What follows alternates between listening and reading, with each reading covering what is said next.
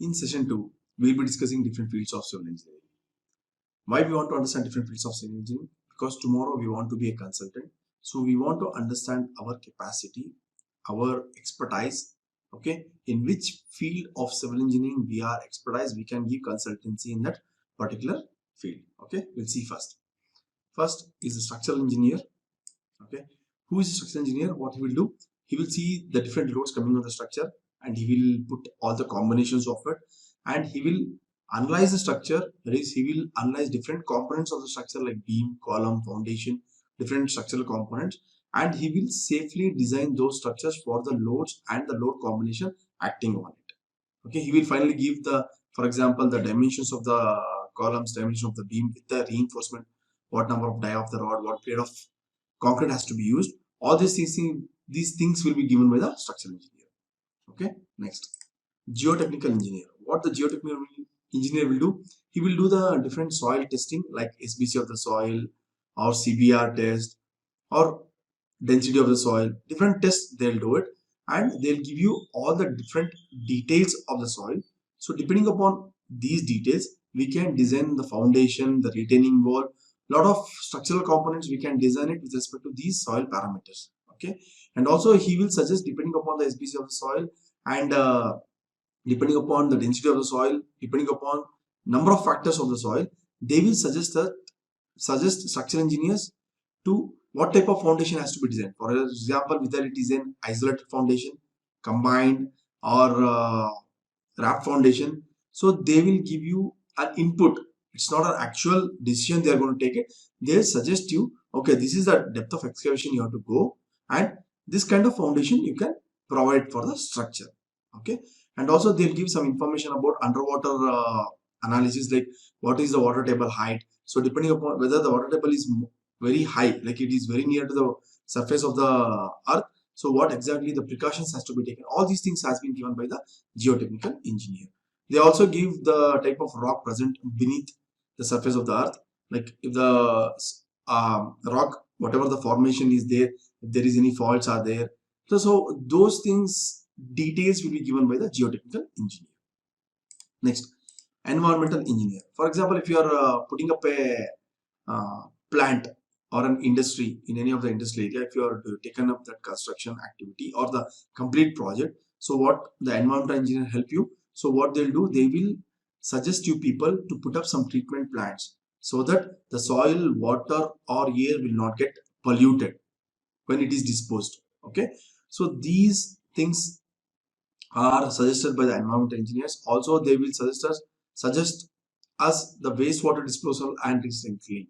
For example, if there is an apartment, so if the water is coming out, whatever the water it is wasted, okay, I'm not telling about the complete water, whichever it is getting wasted will be used here, but they will give you some ideas like the rainwater harvesting, all those things. The water which is getting wasted can be utilized in one or the other way by doing recycling or some other means. Okay, they also give some information about the chemistry of the water. That is, if you have dug up a borewell in your site, the water sample you can give it to them, so they will test the water and they'll tell you whether it is to the drinking water standards or not.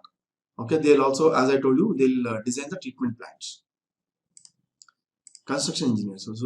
So construction engineers are the regular civil engineers, what we call. Okay, they will, after obtaining different plans from the architects, structural engineers and all other engineers, what they will do, they will see to it how to put up the structure on site. Okay, they will schedule it, they'll plan it properly and all those things. Maintenance of the structure. So what is maintenance of the structure? If you are putting up an industry, for example, if that industry is producing some chemicals, okay, if the industry is done using maybe a concrete structure or maybe steel structure, so how to maintain it, correct? So these things are taken care by the construction engineers. Transportation engineer. So one of the very booming industry in the present market, transportation engineers, because they are getting involved in a lot of projects like highway, roadways, or the highways are the same, correct? Then railways, metro rails, okay, then bullet train is coming to India. So they are involved in transportation department, which is very much needed for the present society because the population is growing very high. So we have to give all the basic amenities for them to travel from one place to other place very easily. Okay, so if you see the central government also, they are putting a lot of amount in this developing of the nation. So if the transportation is very good, the nation also develops very fast. Okay, so how they'll do it depend whether the movement of the people and movement of the goods. So depending upon these parameters, what they will do, they will design number of lanes, number of highway, like whether that is really required or not. So those planning has been done by transportation engineers. Survey engineer. So surveying and leveling of land is very important, because to put up any kind of structure on the land, we should know the levels of the land and also the contour surveying.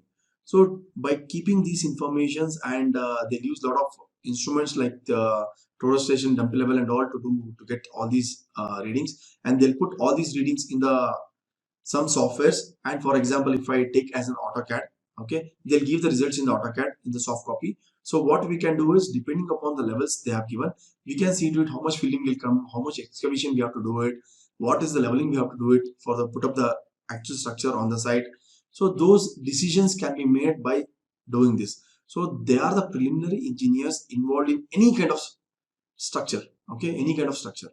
Okay, next we will see some specialized engineers like water resource engineers, earthquake and all those things now.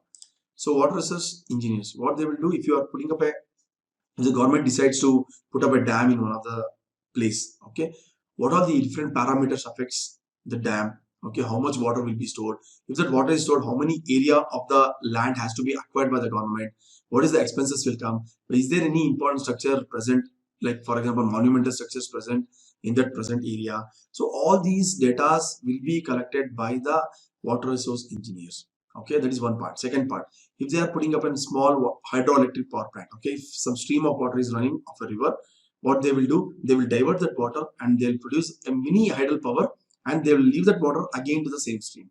So these planning and ideas will be done by the water resource engineers.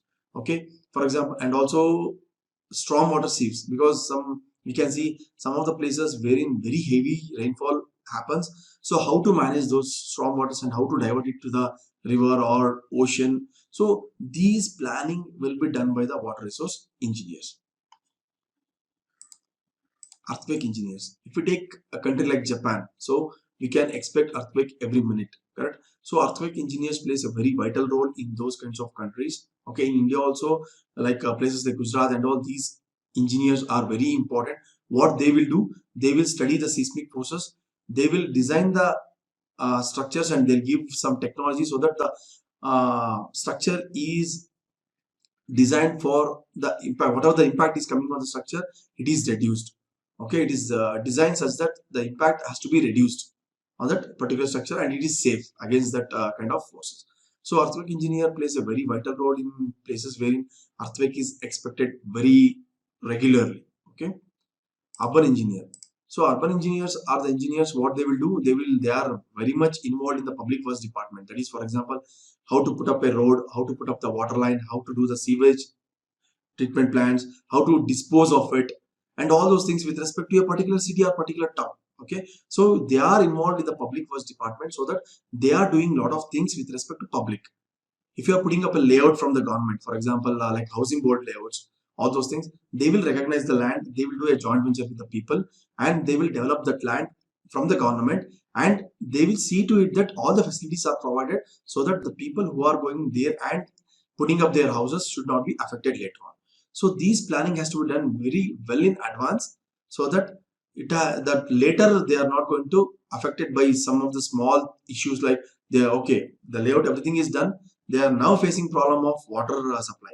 So it should not happen. Okay, so these planning will be done by urban engineers. Coastal engineers, so what they will do, they will monitor the coastal area, that is if any structure is present or if any proposed water treatment plant has is about to put up in the coastal region. So they will see to it that they are going to protect the coastal area. Also they will suggest us, okay, whether this is a proper position to put up the plant or not. So they will advise us properly, so that whatever the decisions we are going to take to put up some structure on the coastal region, whether it is feasible or not. So they are very much important in the places like India, because we have surrounded with almost most of the places with ocean and sea. So these people are coming up in a very, like, they were increasing very slowly, but now they are gaining very much importance in the society, because some of the very good salt water to drinking water plants are putting up in India also. Okay.